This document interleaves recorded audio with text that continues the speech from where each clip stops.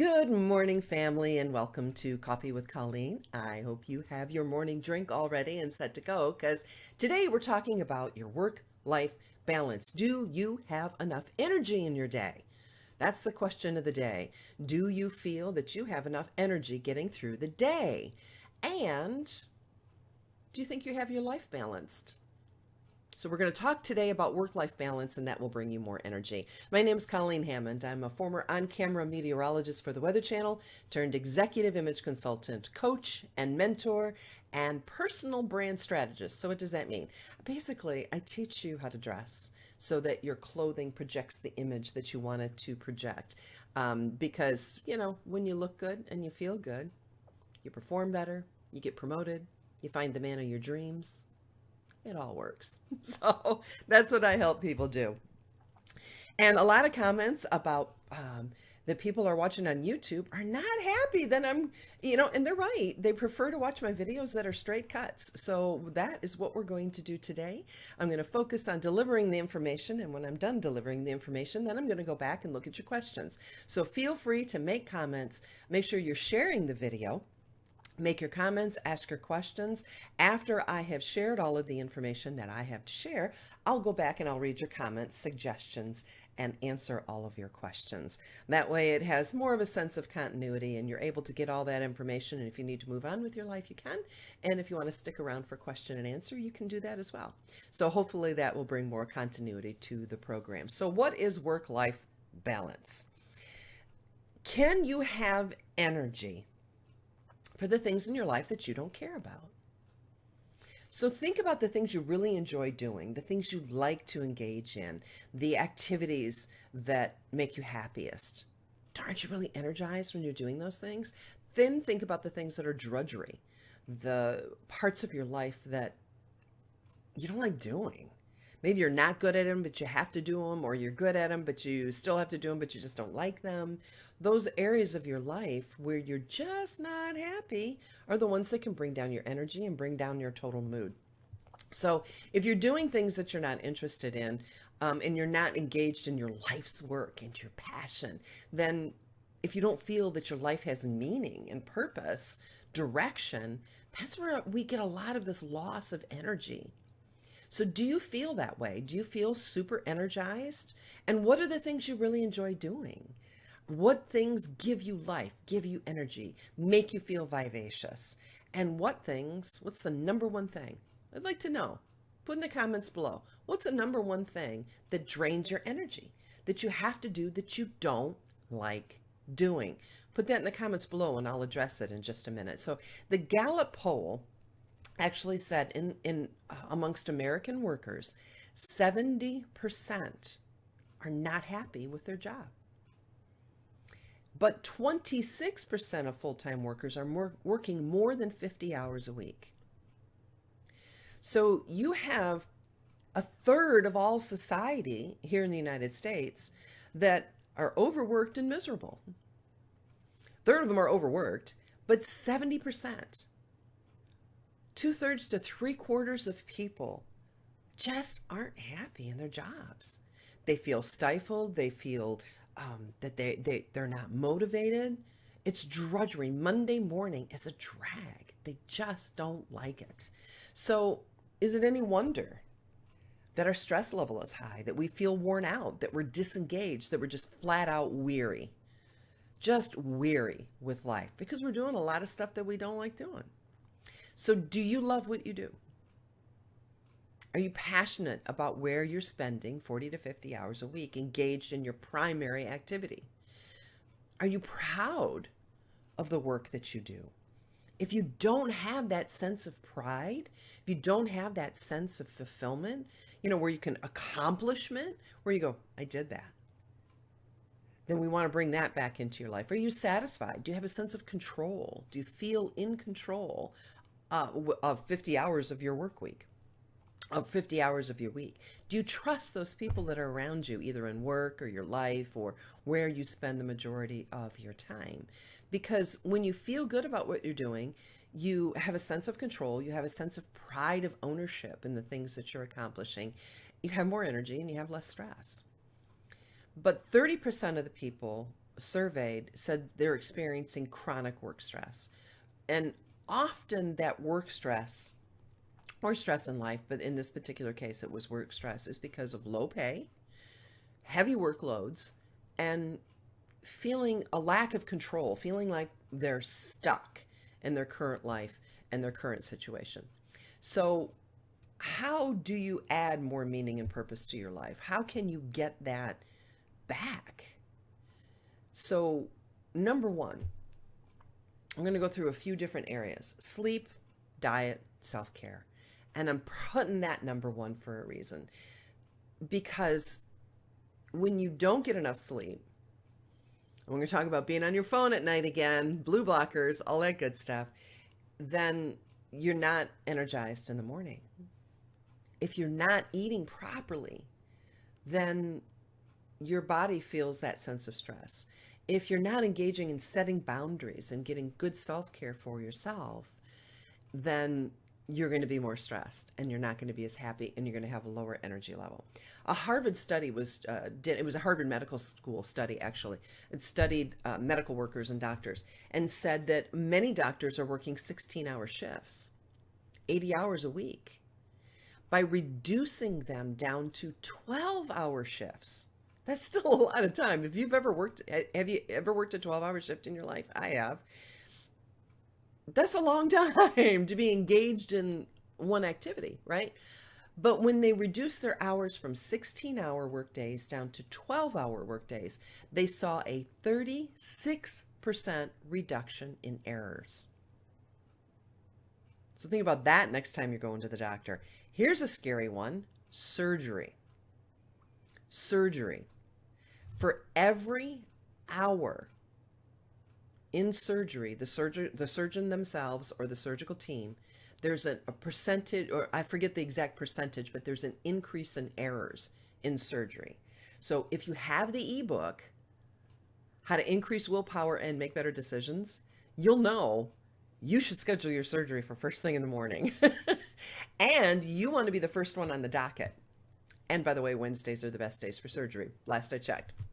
So in a medical situation or in any situation, earlier in the day, you want to be first one seen because it reduces, or the first one after lunch. First of all, the office workers are still on time first thing in the morning or first thing after lunch, but you're engaging with that particular person at their highest mental capacity, their highest point of the day where they're most engaged and make the less amount of errors. Same thing, we talked about the judge study in if you're going to court and you're on the docket, you want to be first thing in the morning or first thing after lunch. So learning to set boundaries and keeping that self-care primary is super important. Do you take your work home with you? The studies have shown that people who take their work home with them are less focused at work the following day. So if you're answering emails, double checking on a project, what's really challenging if you're in the situation my husband's in where he has a global job. So he's engaging in project management on a global level with IBM. So he has clients that he's working with in Japan. He has clients in Brazil. So he's dealing with all sorts of different world clocks. So sometimes he has to have meetings in different parts of the day or the night. So he's doing meetings from the office here at home, or has to answer emails. What happens is that extends your workday, which makes you less effective the day afterwards that you go into work. 60% of workers take their work home with them and monitor their emails or their phone calls. 60%. So sometimes, like I said, in my husband's situation, he has no choice over that. But we need to have time to relax. We need self-care. We have to unplug. So focusing on your priorities and putting your time into those areas of life where you feel the most energized are going to help. Number 2 is multitasking. This kind of ties in with taking your work home. And I've talked about this before. I'm talking about it again. You can't truly multitask. What you're doing is your brain is going back and forth and back and forth and back and forth and back and forth between two different tasks. And this is the example that I use all the time. Look at this finger, focus on the wrinkles in this finger here, and then hold the finger out there and focus on the wrinkles there. So if you have, boop, boop, if you have one that's far away and you see the wrinkles and then you see those wrinkles, those wrinkles, those wrinkles, those wrinkles, you can't focus and have both fingers in perfect focus at the exact same time. So you're going back and forth and back and forth and back and forth. What's the interesting thing is that it requires mental energy to shift your focus. So when you think you're multitasking, oh, I can do two things at the same time, what happens is you're using more of your brain power, more brain energy, more glucose is what it is. You're using more to accomplish the same amount of things. You would use less energy, less brain power if you did this task, completed it, and then did this task and completed it, as opposed to trying to do two things at the same time. Now that's if they're comparable as far as your brain energy and your body energy is concerned. So when you, I'll talk about that in just a second, but when you focus on one task, turn off the notifications. Take your phone. I leave my phone in the other room. I don't even want it anywhere near me. So when I'm working on something, my phone's in the other room. I set my timer for 50 minutes and I focus intently on one thing at a time. So turn off the notifications, turn off the ringer on your phone. If it's an emergency, even an emergency, do you think it can wait 30 to 50 minutes?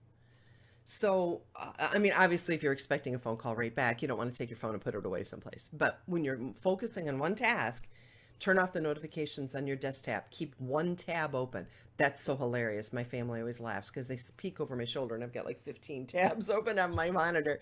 But keep one tab or two tabs open. Only what you're working on and only what you need to accomplish that specific task. And if 50 minutes seems like too long, set your timer for 15 minutes, 20 minutes, whatever you think you can do, because you have to train. We're so much in a disengaged, distractive environment now in our world that we're so easily distracted. So we don't know how to focus anymore. We've lost that art and that ability to focus on one thing at a time. So you may have to train yourself. You may have to start with 10 minutes and then take a 5-minute break and then do 15 minutes and then take a 5-minute break until you can get up to 50 minutes or whatever. Now, when it comes to multitasking or polytasking, which is kind of what has happened in our society, you can combine two different tasks that are different in nature. For example, one that's physical and one that's mental. And actually, what studies have shown is that when you're physical, you're more creative. So walking and listening to a podcast, or walking and talking to one of your children. When you're physical, you can do a mental activity. And it's actually beneficial because you're more creative. So they did studies of people that were sitting at a desk staring at a blank wall and were given a creative task to do, or people who were walking on a treadmill and given a creative task to do looking at a blank wall. Same lighting, same room, same everything. The only difference is the person was on a treadmill and they were physically active. The people who were physically active and had a blank wall and were just allowed to think were far more creative. So anytime you need to be creative, get physical. I would love to have my laptop on a treadmill, and I've seen that before. So that's kind of my goal. So that's good multitasking when you're engaging in something physical, blank wall, and trying to be creative, or engaging in something physical and having a conversation, or engaging in something physical and listening to something. You absorb more as well. So when you combine physical and mental, it's actually far more effective. So next time you're in a meeting and need to be creative, just let's go for a walk, team, and take everybody outside and walk around the building or the parking lot. Number 3 is your surroundings. So speaking of walking outside, interesting study. Remember this, this whole open office, open space concept. This was supposed to support open communication, collaboration, teamwork, because we're all open and in the same room together. But you know what? Research has shown just the opposite. People are less effective. They show an increase in employee dissatisfaction straight across the board. Straight across the board.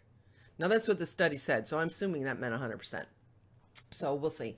But because you need privacy, you need boundaries, you have to have someplace you can go where you can close a door, be alone.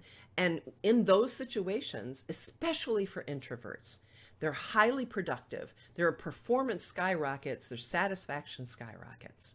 So, plus the background noise. And it doesn't matter if it's people talking or just like low key white noise, office sounds. Any type of background noise reduces your memory and decreases your mathematical ability. And guess what? That goes for music too. Now, it's pretty much straight across the board for everybody, but when it comes to music, for some reason, introverts are more negatively impacted by music in the background than extroverts are. But we're in such a society that's so noisy. I mean, you can't even go to the store without having television monitors in your face. Television monitors are every place. It's like that movie Wall-E, that they had monitors in front of them all the time. And we've kind of become that way. So we're so easily distracted that we have to train ourselves to be still, to allow the quiet. But you will find that once you are around absolute quiet, you can get more done.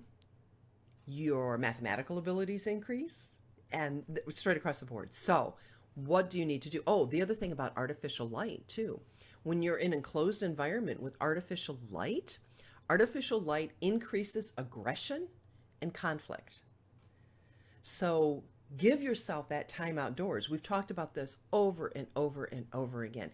If you have the ability to walk outside, get fresh air, and be in like fresh air, sunshine, and green space, that will give you more energy. And if you can't do that, at least get some alone time. There's a Forbes magazine has a podcast called Hiding in the Bathroom. I just found it the other day. And it cracked me up. I just love the concept that you have to have that alone time. So if you can't get outside to be alone with fresh air, sunshine, and green space, then go hide in the bathroom. Just for a few minutes, just enough to get away from the noise and to be alone. Number 4 is your biorhythms.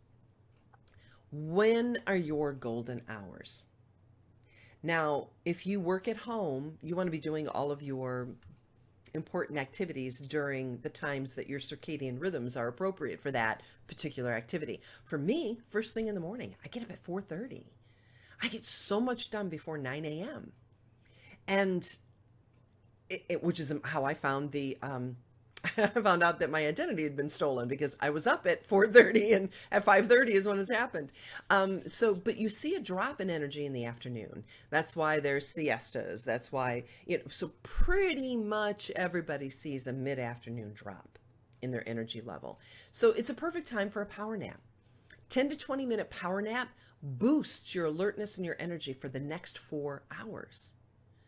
So NASA did this. So in the power of NASA, what they called NASA naps, and pilots in the cockpit. Of course, when you're flying straight and level, they can take a nap. Everybody else is awake. And I think, I'm not positive, but I talked to one pilot and he told me that they take turns doing little power naps because it increases their alertness and their energy up to 4 hours afterwards. And they're just sitting there with autopilot on anyway, right? Ginger tea. Peppermint, especially like a peppermint essential oil. I'm big on essential oils. So a peppermint essential oil, even just smelling it, gives you a burst of energy. And no, I don't sell this. Or this is one of my favorites. They're like little peppermint beadlets. So they're little tiny peppermint. They're like a drop of peppermint essential oil in a bead. So not only does it freshen your breath, you put it on a little bit on your tongue and you inhale, and it goes right up into your sinus cavities, which you have all those, what do you call that? Anyway, it gets right into your blood and goes right into your brain, and it clears your brain, and it increases the oxygen absorption level into your bloodstream, and it can give you a lot of energy. The temptation in the middle of the afternoon is to have a cup of coffee, to have caffeine, to have a power drink, one of those energy drinks. And actually, what does that do? Later in the afternoon, anytime after 12 to 2 o'clock in the afternoon, and you're having caffeine, it disrupts your sleep pattern in the night because of the half-life of caffeine in your bloodstream. So find out where your highest energy level is, where you're the most focused, where your brain is the clearest. And if you have that opportunity to do that at work, to put those important tasks into your highest performance time periods. So ginger tea, peppermint, no caffeine. Number 5, this is the number one reason people quit their jobs. Do you know what it is? Low pay? No. No advancement at work? No. The number one reason that people report quitting their jobs? Bad boss. They don't like their boss. Now, if you are in a leadership position, take note. Micromanagement, passive aggressive, egomaniacal. These are different reasons that people state that they have left their jobs. So what's the leadership style in the workplace that you are you your own boss? Do you micromanage your own work? Are you overly critical of your own work? Are you a bad boss? If you're self-employed and an entrepreneur, are you a bad boss to yourself? It makes you want to quit. Stop doing it. Stop being so mean to yourself. So leadership style, an over-engaged, shall we say, leadership style shows people have a higher level of sick days. So micromanagers and that type of thing actually show that people in those work environments have more sick days. Well, duh. People are calling it sick because they don't like their boss and they're stressed out and they don't have that work-life balance. Number 6, of course, time management. Studies have shown that people in the workplace spend up to 3 hours a day checking their personal page, social media, personal email, catching up with friends around the water cooler, shopping online, reading the news. 3 hours a day. If I was paying people to work and they were doing, say, I'm really lucky because the system that I use does screenshots of somebody's computer. So when they're billing me these billable hours, I can go in and actually look at screenshots of what they're doing. I think it does it every couple of minutes. It'll just do random screenshots. So if they're billing me for billable hours, I know what they're doing, right? So 3 hours a day. And then what happens is people that are engaged in all this personal activity 3 hours a day at work, what are they doing? They're taking their work home with them. They're checking their emails at work. They're finishing up projects from work. They're, that type of thing. So if you're doing work or working late, having to extend your hours, 8 hours a day is pretty much like you need to leave and go home. That's the healthy time. And up to 11 hours, people who work up to 11 hours, 10 to 11 hours a day, show a 67% increase in heart disease. Is it that important? Where are your priorities? If you're working 11-hour workout, if you're working 11 hours at a job that 70% of people say they're not happy at, no wonder we have an increase in heart disease, right? 50 hours a week or more, people are 3 times more likely to develop an abuse problem, either drug or alcohol abuse. 3 times more likely to develop an addiction, not an addiction, but an abuse problem. 50 hours a week, that's not a lot because a majority of people are reporting that they are working 50 hours a week. So you have to learn, you want to learn to compartmentalize your life and get that work-life balance. So having a work-life balance is the number one way to increase your energy, have a higher level of satisfaction. And how you do that is setting boundaries. Now, a lot of times we think the job can't get done. My boss is going to fire me. I have to work 11-hour days. And I've heard this over and over again from people. And then when they cut back their hours, especially if they're salary. So when you're a salaried employee, there's no benefit to working overtime, right? But sometimes, we feel that we have to get promoted and, you have to weigh that yourself. I'm not telling you to only, to walk out the door after 8 hours and then you lose your job and blame me. Sorry, don't do that. But where are your priorities? Where can you focus your attention? Where should you be? Then when you leave the job, leave the job. When you're at work, do your work. Don't check your personal emails. Don't be on social media. Don't be reading the news. When you're at work, work. And when you come home, leave work at work. Men do this better than women do. And in our current work structure in society, a lot of people are taking their work home with them because we can hop on the internet. It was easier to do before the internet, right? So a lot of people are in the position where they are taking their work home from them. So find out what brings you that energy. Do what you can do. Where do you feel your highest level of energy comes from? So what top 5 things are in your life that give you energy? Write it down. Write it down. Don't just think about it. Write it down on a piece of paper. I love doing this, and this. Write down those 5 things. And what things are going on in your life right now that don't make you happy? You know, maybe there's things that you like about, you're okay with, and then there's things that just absolutely drain you. Write it down. There's a certain sense of power that comes, and clarity that comes, not just thinking about it, but putting it down on a piece of paper. So write down what you like about your current job situation or your current life situation. So now you have the 5 things that give you energy, right? So you know that those are the things you want to do in your off time. When you're not at work and you're in your life, focus on those 5 things because they're going to give you that energy. Focus on, in your life, getting proper food, proper nutrition. That's food, right? That's a repeat. Proper food, that goes on the same one. Proper sleep, and giving yourself those activities that give you energy, that self-care. So then in your work situation, write down the things that make you happy in your current work situation. What you like about it. What do you tolerate about your current situation? And what about your current situation is overbearing, that's suffocating you, that's stifling you, that's just absolutely draining your energy? And then at that point, what are your options? And start making a gratitude list and start looking for the silver lining, even in the things that are especially in the things that are overbearing. So you have like, tolerate, and can't handle. Then you want to look for the silver lining and things you can be grateful for in all of those different levels. And then you have a short-term strategy and a long-term strategy.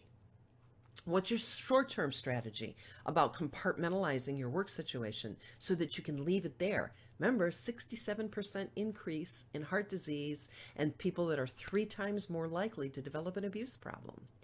An abuse problem. So figure out how to express that gratitude for the things that you like. Make some tweaks and improvements in that things that you tolerate list. And if you can, eliminate the things that are truly negative in your life. And with that, you should be able to maintain more of a sense of work-life balance. And once you start getting your life balanced, you'll find that you're experiencing more energy in your life. So I hope that helps.